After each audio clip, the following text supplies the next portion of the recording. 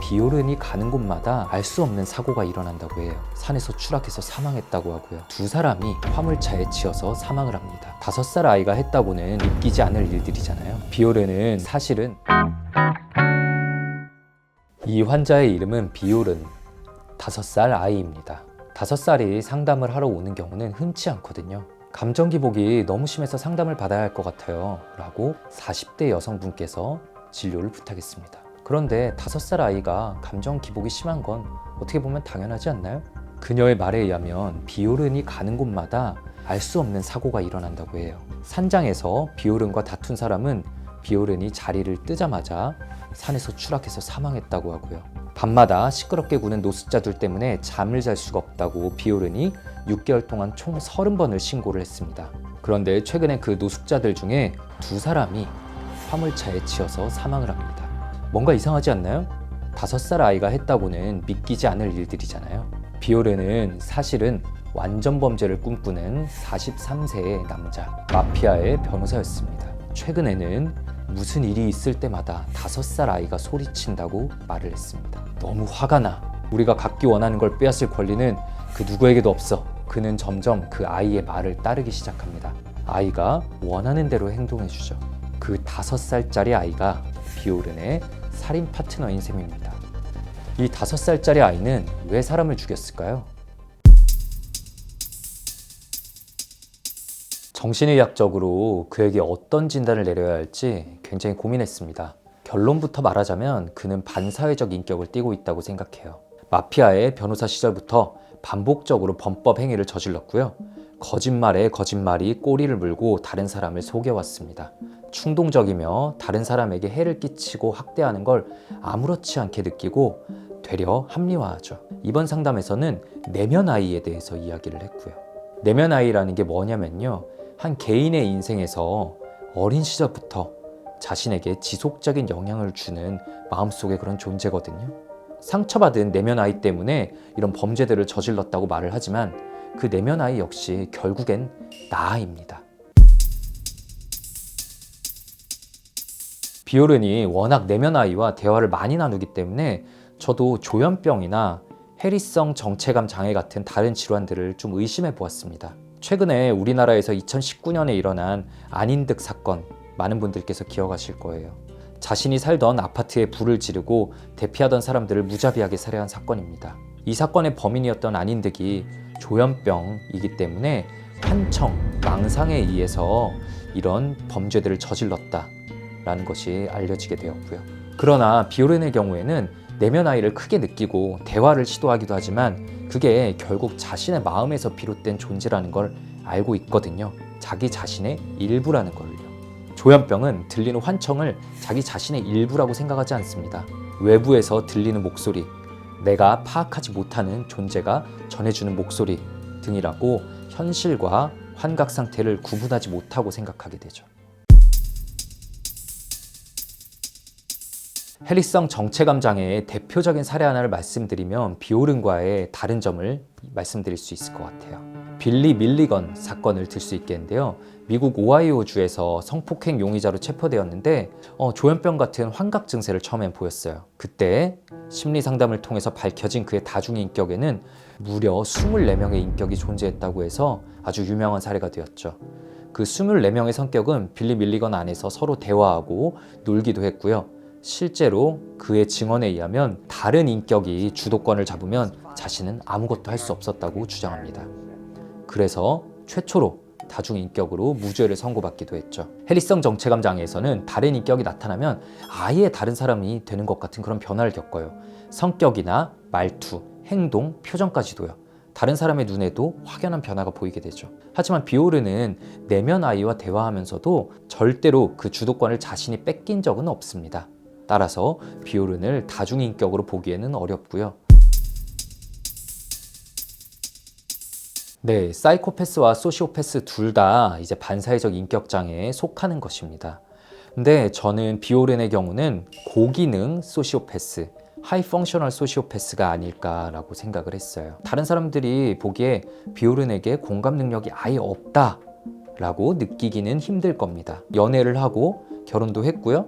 자신의 자녀와 행복한 시간을 보내기도 하죠. 네, 하지만 그의 공감 능력은 극히 피상적이고 결국 자신의 이익을 위해서만 사용하는 경향이 있습니다.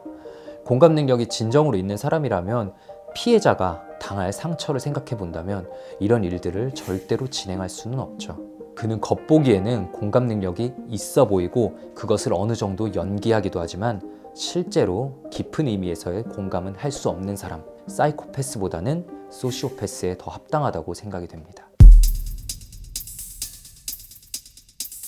네, 비오른의 케이스는 치료가 좀 복잡합니다.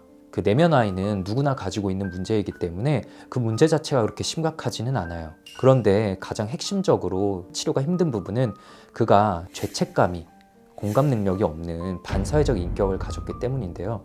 이 경우에는 정신의학적으로 치료가 어렵습니다. 그래서 반사회적 성격장애의 치료법은 아예 프리즌이라고 교과서에 적혀 있기까지 하죠.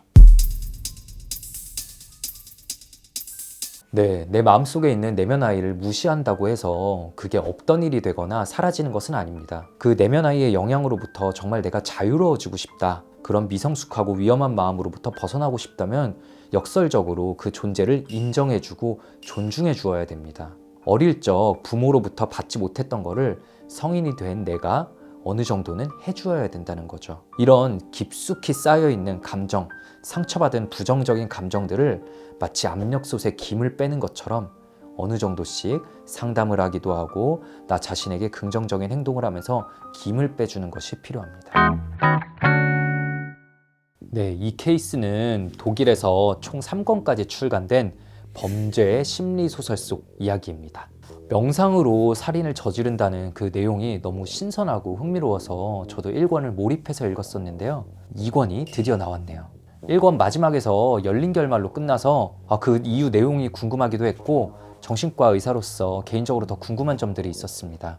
저희가 어떤 강력 범죄를 저질렀다고 해서 그 사람에게 무조건 반사회적 인격이다, 사이코패스다, 소시오패스다 이런 진단을 붙이지는 않거든요. 사실 살면서 누구나 실수를 할 수도 있고 정말 원치 않았지만 가족 그리고 나의 안위가 걸린 상황에서 어쩔 수 없이 극단적인 행동을 해야만 되는 경우들도 있는 게 사실이잖아요.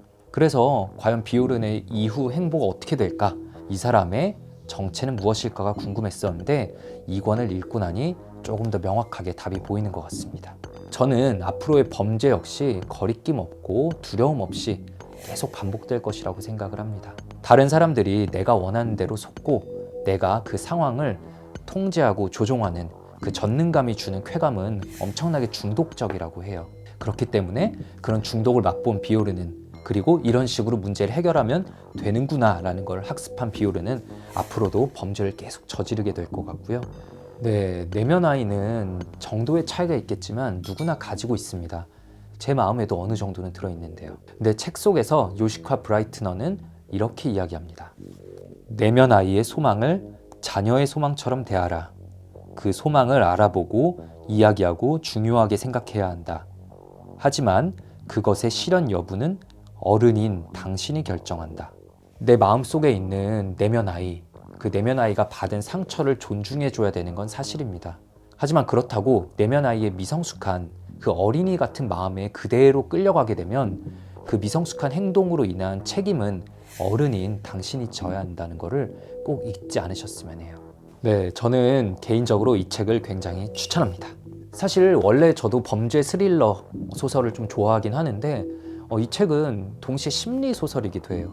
어떻게 명상과 살인을 이렇게 잘 결부해냈냐라는 부분을 느낄 수가 있고요. 이 책의 주인공인 비오른이 명상 그리고 심리 상담을 너무 그런 범죄를 위해서 잘못 이용했기 때문이지 실제로 이 비오른이 상담을 받아나가는 과정 그리고 요시카가 건넨 말 그리고 자기가 너무 힘들 때 마음 챙긴 명상을 적용하는 부분들은 너무도 완벽하거든요. 거기서 실제로 우리가 어떤 자신의 상처가 대신 치유받는 것 같은 따뜻함을 느낄 수도 있는데 거기서 끝나지 않고 정말 신박하게 흘러가는 스토리는 우리를 너무 몰입하게 만듭니다. 저는 개인적으로 이 책을 읽으면서 굉장히 놀란 부분은 이 책에 등장하는 명상 선생님인 요시카가 말하는 게 제가 진료실에서 실제로 이야기하는 것과 너무나 닮아 있고 요시카의 말들 중에 제 생각과 다른 부분은 단 1도 없었던 부분이 책을 읽으면서 가장 놀라웠던 부분입니다.